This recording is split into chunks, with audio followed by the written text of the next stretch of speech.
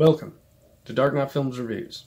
I'm your host, Matt Spease, and today we are looking at The Curse of Frankenstein, released in 1957.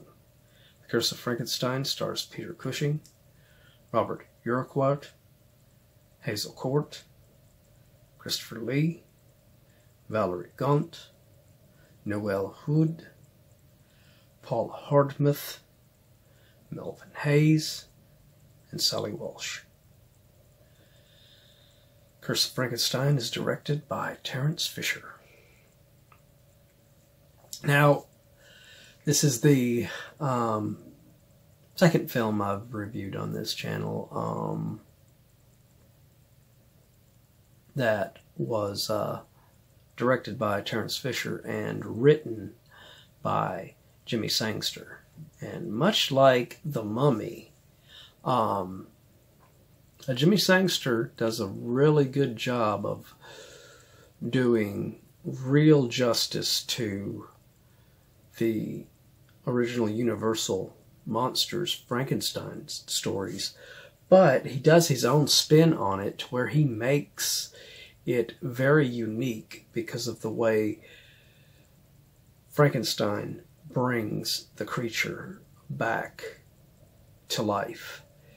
It is a very unique style that had never been seen before. It wasn't the old, bringing back with lightning, like in the original films. So, that was really unique.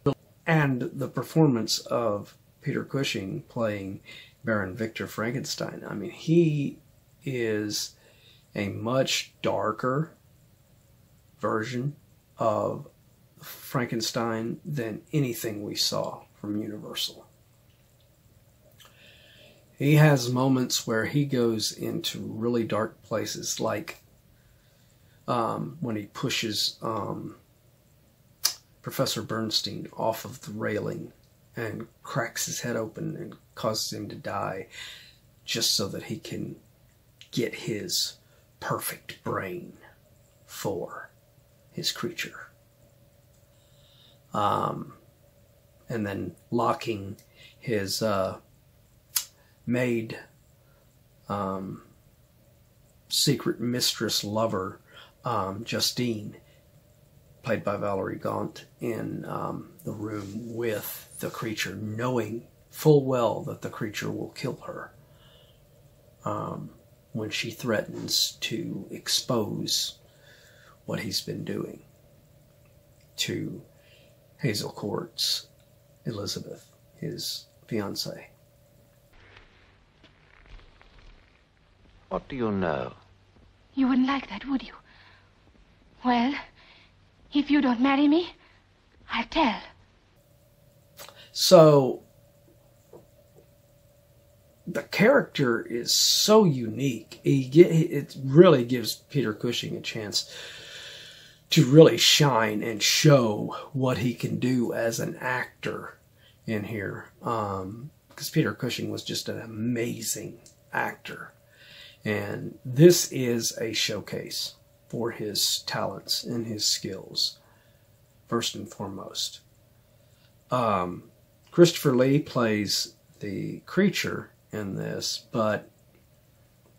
and this is another silent character similar to the Mummy, but whereas in the Mummy, Christopher Lee shined as that character and was able to do a lot of really powerful, kick-ass moments in that film. Curse of Frankenstein, he does not show up. He is not brought back to life, or brought to life, whatever, however you want to phrase it, until near the very last, maybe 20 to 30 minutes of the film. Like I said before that, it is pretty much a character study of Baron Victor Frankenstein, Peter Cushing.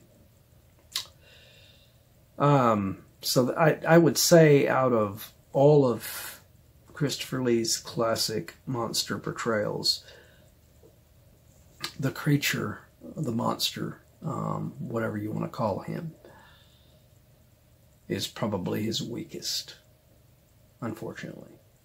And I hate to say that about him because I love Christopher Lee, but yeah,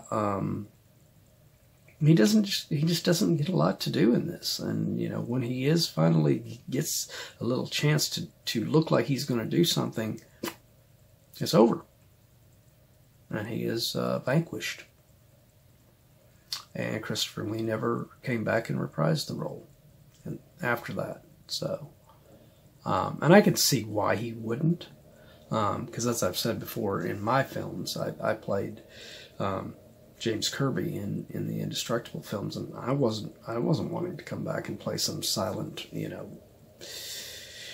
killer again. So unless they evolve the character, you know, I wasn't going to do it. So I imagine Christopher Lee was the same way. Unless you're going to evolve that creature and make it something very interesting and something, you know, that he can sink his teeth into acting-wise, he probably wasn't going to be interested in doing that. So, but it doesn't really hurt the film, because this film is great just because of Peter Cushing. Like I said, this is a showcase of this man's talents. He is totally in full control of this film from the opening moments. This film was so influential that the opening line, in which the priest is coming to Baron Victor Frankenstein when he's in his cell, because it opens with basically flashbacks where he's telling this priest his story.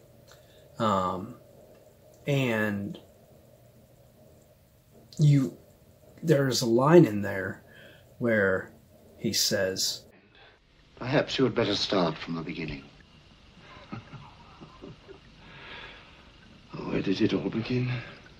And Rob Zombie ended up using that line in one of his classic White Zombie songs, Electric Head, The Agony. Right at the very beginning of the song, that line can be heard. And that just shows how influential this film was to someone like Rob Zombie. I always thought that was just so cool, that Rob loved this movie so much that he took that line, that opening line from that priest, and put it in that song.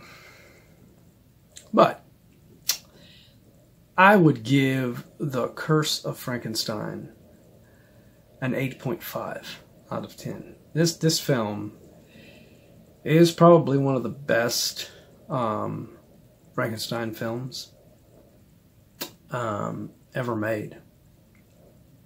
It is amazing. It doesn't showcase the creature as much as other films do, which is a shame for Christopher Lee, but it